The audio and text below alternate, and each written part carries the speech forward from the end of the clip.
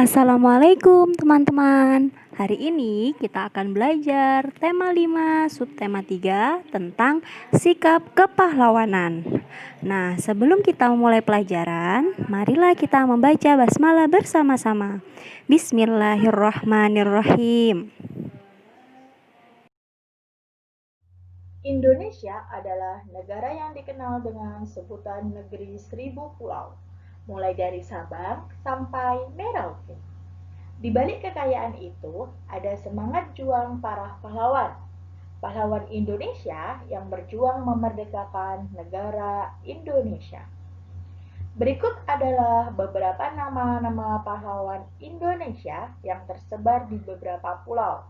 Yang pertama, di Pulau Sumatera ada Cut Nyak dan Tuanku Imam Bojor. Di Pulau Kalimantan ada Pangeran Antasari. Di Pulau Jawa ada Pangeran Diponegoro dan Sultan Agung Haniakrakusuma. Di Pulau Sulawesi ada Sultan Hasanuddin dan di Maluku ada Patimura. Dan yang terakhir di Papua ada Silas Papari. Tahukah kamu apa yang dimaksud dengan pahlawan? Menurut Kamus Besar Bahasa Indonesia, pahlawan berarti orang yang menonjol karena keberanian dan pengorbanannya dalam membela kebenaran. Pahlawan merupakan para pejuang yang gagah berani dan dikenal karena pengorbanannya dalam merebut serta mempertahankan kemerdekaan Indonesia. Sikap kepahlawanan. Para pahlawan memiliki sikap yang bisa kita jadikan teladan dalam mengisi dan mempertahankan kemerdekaan. Berikut adalah beberapa sikap kepahlawanan yang dapat kita teladani. Sikap kepahlawanan. Yang pertama yaitu berani menghadapi lawan dan membela kebenaran. Pada zaman dahulu, para pahlawan kita berani melawan para penjajah dan membela kebenaran.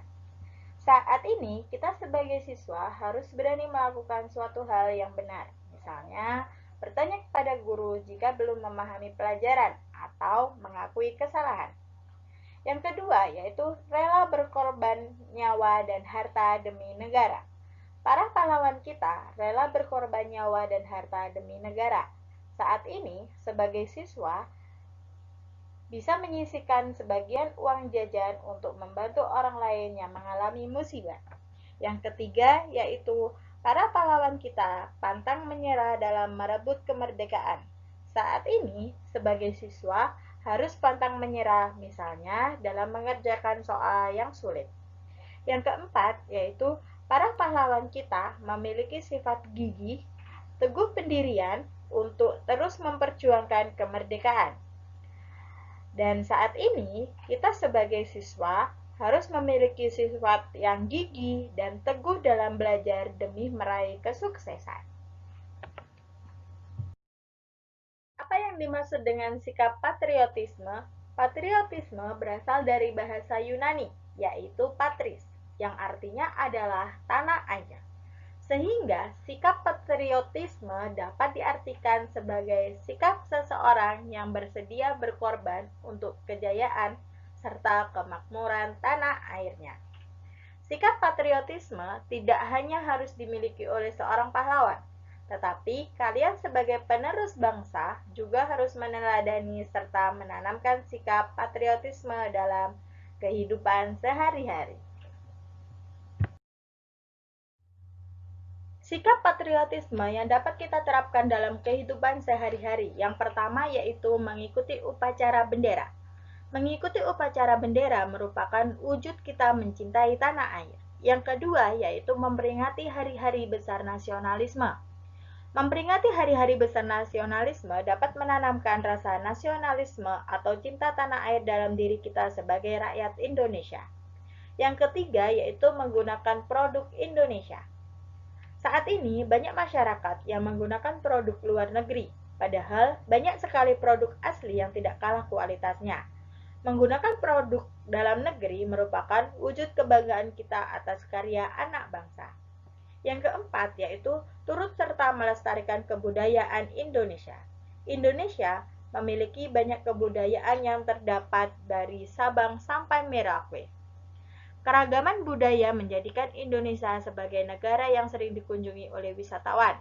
Oleh karena itu, kita sebagai masyarakat Indonesia wajib bangga dan ikut melestarikan serta mempromosikan kebudayaan kita. Yang terakhir yaitu mematuhi peraturan yang berlaku. Peraturan dibuat untuk mengatur segala tindakan yang dilakukan manusia agar tertib dan disiplin dalam hidup bermasyarakat. Masyarakat yang disiplin dalam menaati peraturan akan menjadikan negara kita tertib dan nyaman. Selanjutnya yaitu jasa pahlawan. Perjuangan dan pengorbanan yang dilakukan para pahlawan untuk mencapai kemerdekaan merupakan pengorbanan yang harus kita hormati dan hargai. Misalnya dengan cara belajar sungguh-sungguh, mengikuti upacara bendera dengan hikmat, dan yang terakhir yaitu memupuk rasa persatuan. Nah, teman-teman, berikut merupakan beberapa kategori pahlawan bangsa yang kita miliki. Yang pertama yaitu pahlawan nasional. Ada Cut Nyak Bung Tomo, dan R.A. Kartini. Yang kedua yaitu pahlawan proklamator. Ada I.R. Soekarno dan Muhammad Hatta. Dan yang ketiga yaitu ada pahlawan revolusi. Ada Jenderal Ahmad Yani, Mas Tirto Darmo Haryono, dan Siswondo Parman. Selanjutnya yaitu sikap-sikap yang sesuai dengan pengamalan sila Pancasila. Contoh-contoh sikap pengamalan Pancasila yang pertama, yaitu saling menghormati kebebasan beribadah sesuai dengan agama dan kepercayaan masing-masing. Contoh-contoh sikap pengamalan Pancasila yang kedua, menghargai sesama, tidak semena-mena terhadap orang lain, berani membela kebenaran serta keadilan. Contoh sikap pengamalan Pancasila yang ketiga, yaitu cinta dan rela berkorban untuk tanah air. Contoh-contoh sikap pengamalan Pancasila yang keempat, yaitu tidak memaksakan kehendak kepada orang lain, serta mengutamakan kepentingan negara dan masyarakat.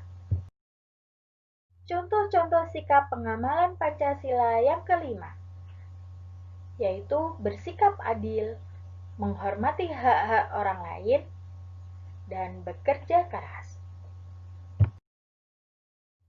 Berikut adalah salah satu lagu dengan tema pahlawan yang berjudul Hari Merdeka.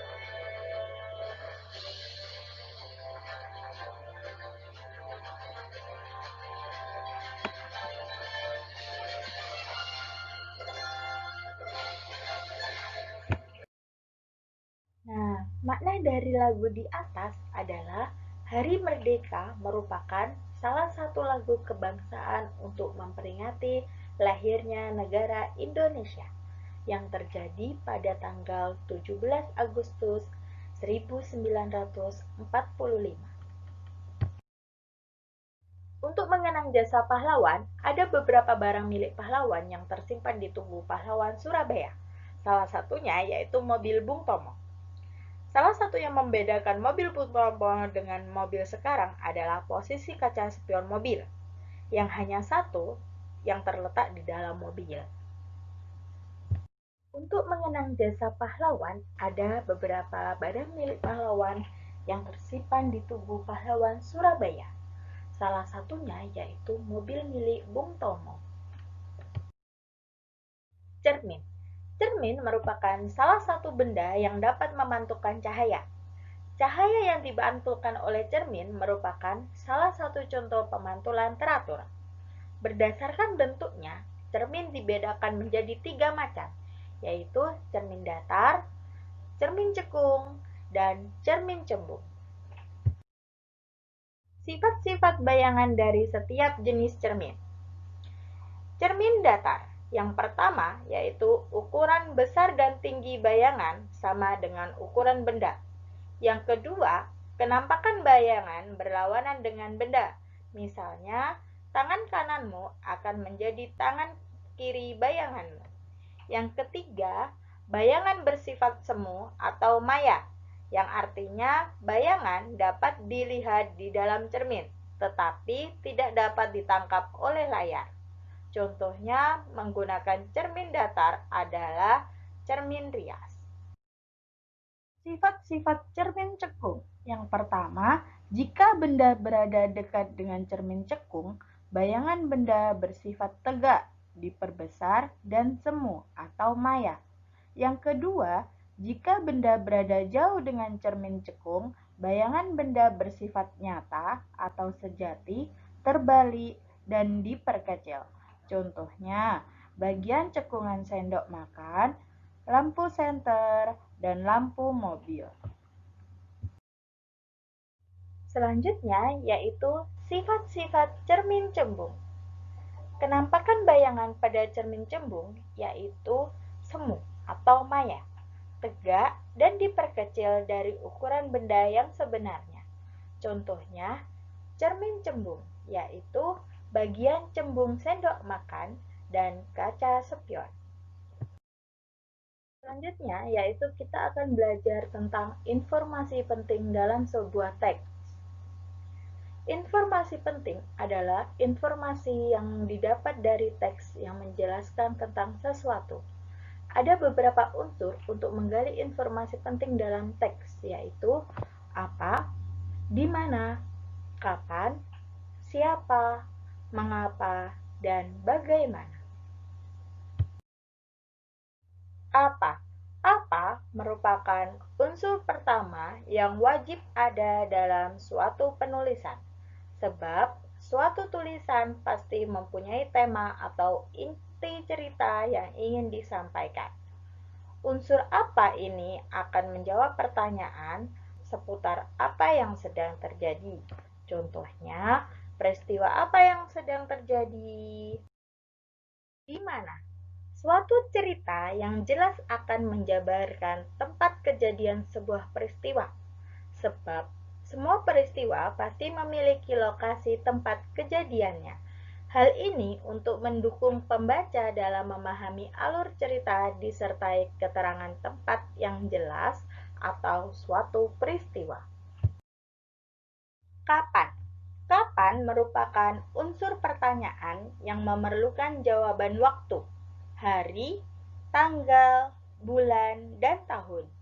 Bisa berupa jam atau pukul, bisa juga sekarang, besok, kemarin, dan seterusnya.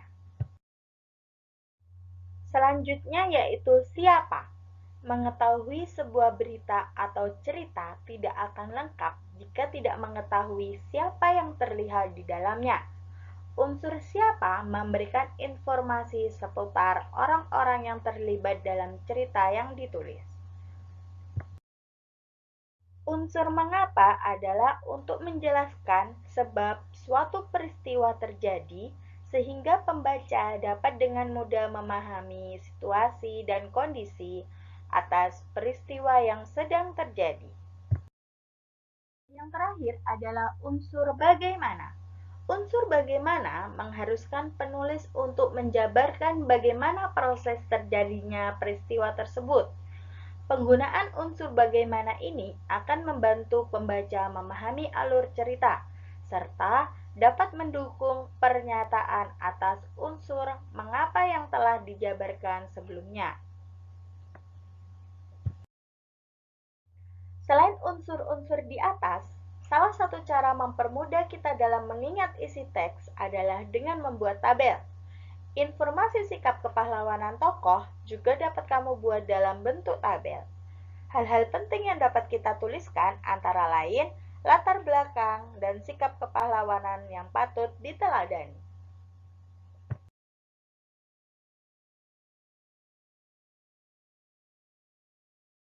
Baiklah teman-teman, alhamdulillah pembelajaran dari tema 5 subtema 3 sudah terselesaikan.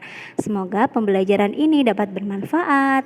Kita akhiri, wassalamualaikum warahmatullahi wabarakatuh.